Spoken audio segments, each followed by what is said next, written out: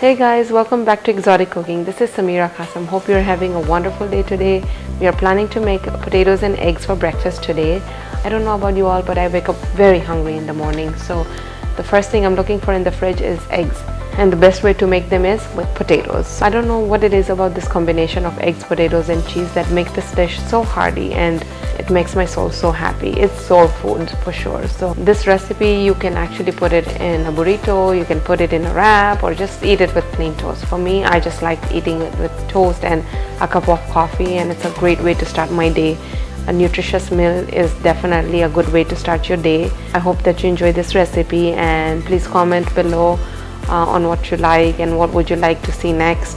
I love to hear from you guys. I do appreciate you guys coming back and watching my videos. It does motivate me and it does help me grow as well. So let's get started.